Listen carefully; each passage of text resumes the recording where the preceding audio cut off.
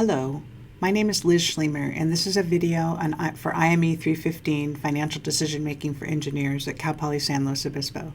This video is about decision making in corporations.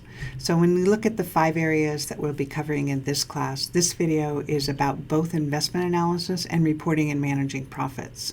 And we're going to talk a bit about how decision making is made within a corporation. So things like expenditure authority, the capital budgeting process in a corporation, how that particular process works in a large company and actually most any company, and then a little bit about a multi-criteria analysis, which is a way of making decisions that include things beyond money. So when we first look at the hierarchical organization, this is just a typical hierarchical organization where we have at the highest level the board of directors and the president and the CEO. And then below that, they just go down lower and lower. And in this case, the engineers are at the lowest level. Now, what's interesting about this is when we look at approval process and responsibility. So at the highest level, it's the highest level of approval. So board of directors can approve most anything, but as we go lower and lower, what usually happens is the dollar limit for approvals gets smaller and smaller. So for instance, engineers might only be able to approve something that's in the range of $1,000 or $10,000, but project managers might be able to approve something that's $100,000. And then you just move up the process until at the highest level, the board of directors makes large investment decisions. Now, what also goes with this is increasing authority. So we know that the board of directors have a higher authority. They have control over a whole organization, while the engineers just have control over their particular tasks they're working on. So this increasing approval level and the increasing authority go together. So there's various methods of evaluation that happen in companies. So if you work for a large corporation, anything sort of that's publicly traded, you'll probably be using very sophisticated methods for evaluating, which include these discounted cash flow methods that we're talking about in engineering economy. Internal rate of return, looking at what level of risk that you're going to be assuming in a particular project, the payback over time, and also the net present value of a particular decision. Now that contrasts with simpler methods that are used by small businesses. So small businesses have a very much of a emphasis on money and cash flow in their checking account. So larger corporations don't have that because they have access to money in a way that smaller businesses don't. They can get loans, they have their own cash reserves, but smaller companies don't have that. So they often are asking questions that have to do with very short-term decisions, like, do we have enough money to make this decision, and when will I get this money back? So they're not using discounted cash flow processes, they're using things like payback, which we'll talk about later when we talk about the various methods. But just looking at, if you work in a small business, you won't see some of these engineering economy-based evaluation methods. But if you work in a large business, you will. And most small businesses really would like to be large, so they should be thinking through these processes and how to evaluate things as they get bigger and bigger. So let's look a little bit at the capital budgeting process. So this circle in my mind represents a year. So I'm going to start with when usually this capital budgeting process begins. What happens is during the fall, many companies ask their various divisions to submit project proposals.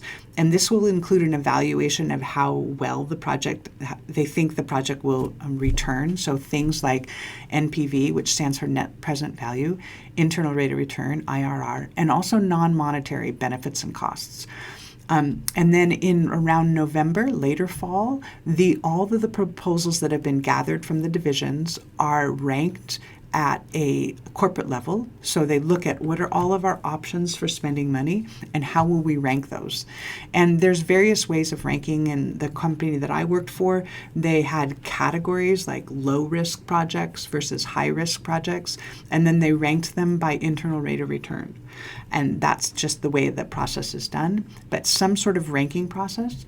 And then in December, they will maybe evaluate these proposals not only against their performance, but against the strategic direction and the money that is available to spend on capital expenditures.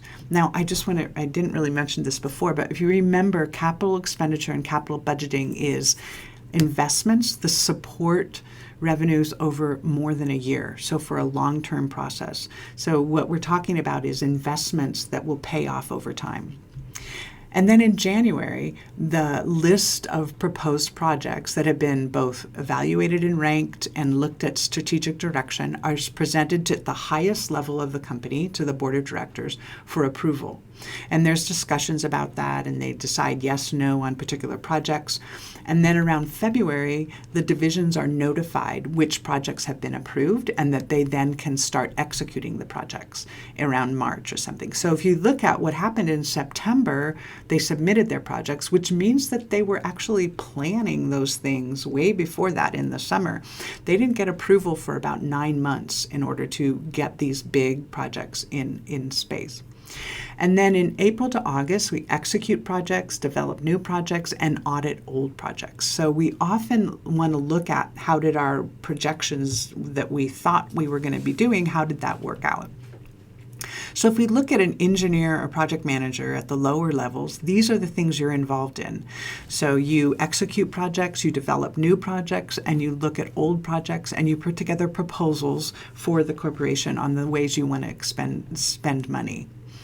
And at the highest level of the company, these are the things that happen. So at the corporate level, they gather all proposals together, they rank them, they look at strategic direction, they make presentations to the board of directors, and then they notify the lower divisions where they can be spending their money.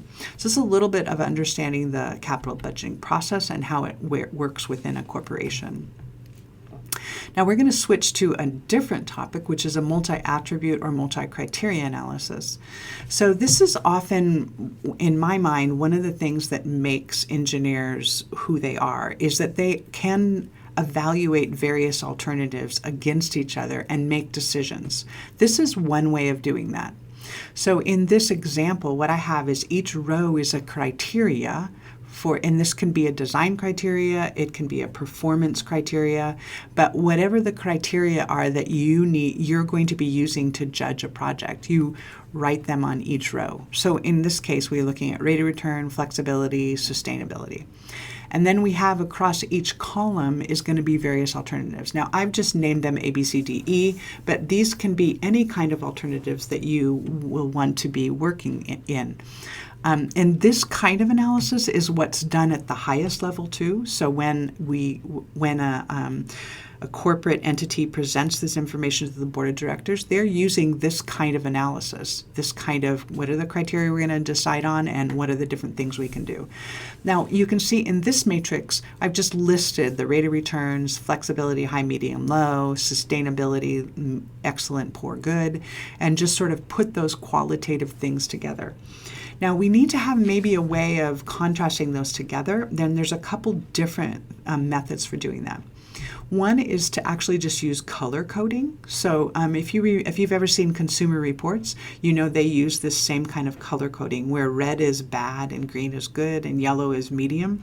So sometimes when you look at analysis like this, you can see, oh yeah, well actually alternative B probably isn't as good as alternative C, just because of the number of greens and the number of reds, and you can kind of sort of eliminate alternatives that way.